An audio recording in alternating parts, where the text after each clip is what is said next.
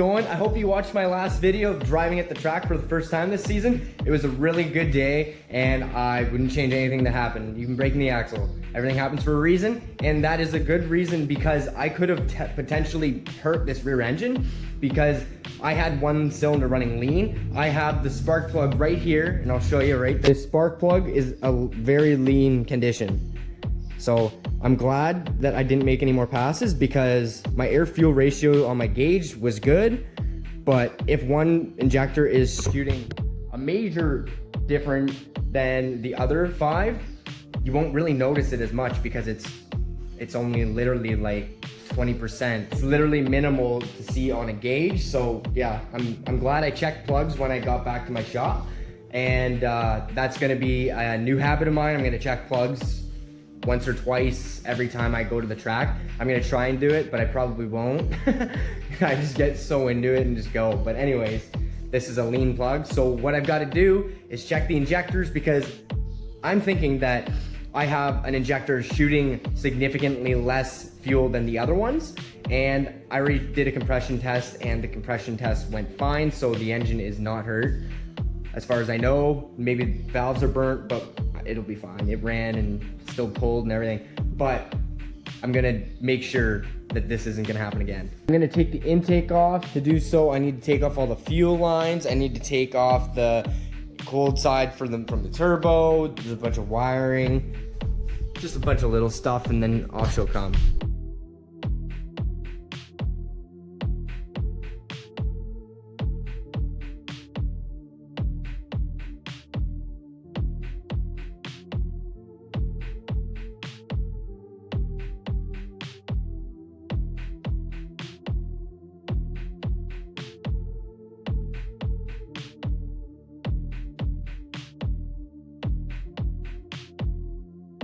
When I take the fuel lines off, I throw the end of a spark plug into the actual hose to seal it, so it won't get any air into my actual fuel system. So that's important for E85 because it destroys the fuel. So pretty much if you have air able to get to the fuel, after a very short amount of time, it will destroy the E85 and will not be usable. It totally ruins the fuel. In here, so I looked at the valves in here, not trying to flex on anyone, but they are titanium, which is sick. So as you can see, that set of valves, they're wet from fuel. And then as you can see, this set of valves are kind of dirty and not wet. Wet, wet, wet, wet. Do you see the pattern here? This one's wet, wet, wet, wet, wet.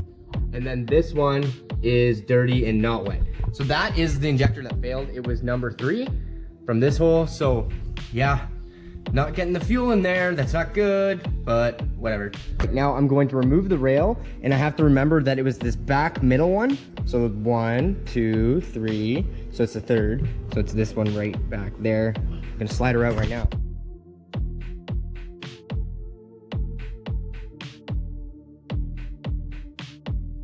Okay, so there's a few problems that this could all be. It could be wiring that's right in front of my face, this plug right here, because this is for number 3.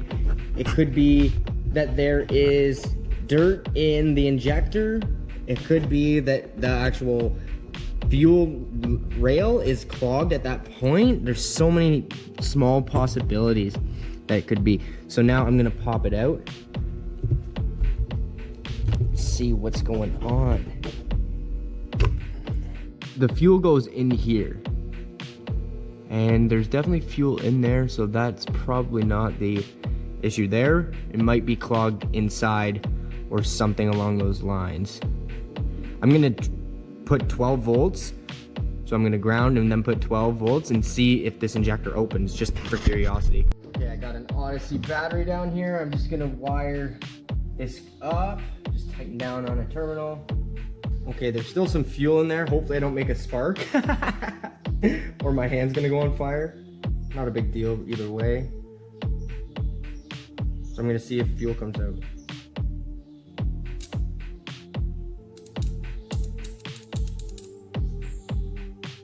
Fuel did not come out.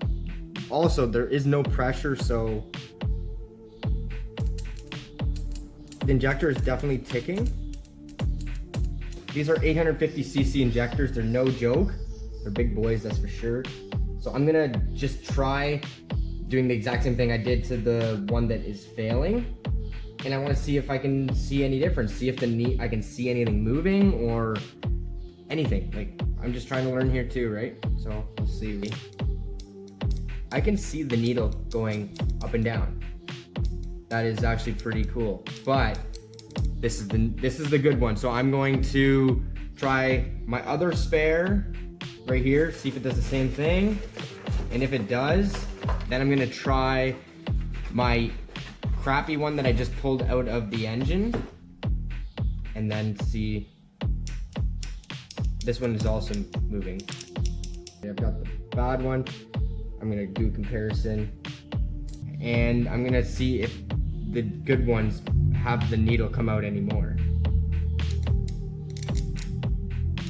This is the one I pulled out of the intake, so this is the bad one. Listen to the sound the injectors make. The bad one makes a subtle clicking noise, and the spares are making a solid clicking noise, which is what is good. Right now we're gonna listen to the sound it makes. It's a very small sound. So I'm gonna grab one of the good spares that I had and touch the tips. So I'm going to listen to the tone.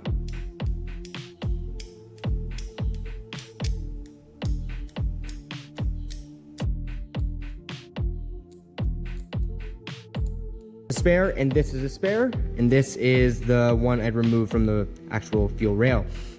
I've decided I'm going to use this guy. This guy seemed like he was in the best condition from my ears. Worst case Ontario, I put the injector in, I do a burnout, and I check the plug and check my air fuels, and it's still running a touch lean.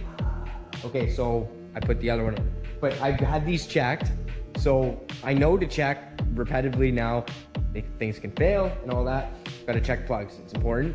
And basically, I shouldn't have a problem here because I've had these flow tested, and I wouldn't have had them if they weren't up to spec. So these are my good spares. I'm gonna throw the one that I chose. I chose this one, and I'm gonna throw him in there. Shove him in, as easy as that. So she just popped right in. I'm gonna take it out just to show you what to look out for. So there is a rubber here. This is a rubber O-ring right there. Then there's another one right here. If those aren't on there, you're gonna have a leak. If you have a leak here, you won't be able to see the engine leak, but it'll leak into the cylinder and you will hydrolock your engine. So that's fun. I've had that before. Good times. I pretty much screwed up in any way possible, but back together she goes. All right, so I've actually decided on checking the wiring while I'm here. That would be silly not to. So I'm just gonna chase wires here right to the plug, which is this one. Got my continuity going, so this number's gonna change once I find the actual wire and pin. And I just did, so just making sure it's on the right pin. Yep, it's all good. So that one's good, and now I'm gonna grab the other pin, see what's going on. Yeah, so hopefully after all this, it's not a lot of work to be honest, but hopefully after this, I definitely found the problem, and I'll test it and make sure. And then I'll be back at the track, making some passes. I always add a little bit of RTV on the seats on the injector housing, just to make sure it's definitely gonna be sealed with the boost. Everything's looking good here. I'm pretty much ready to put this back onto the engine. I've only been about half an hour doing this so far, so this has not been a big job like I first thought it was gonna be, but this is gonna be the proper fix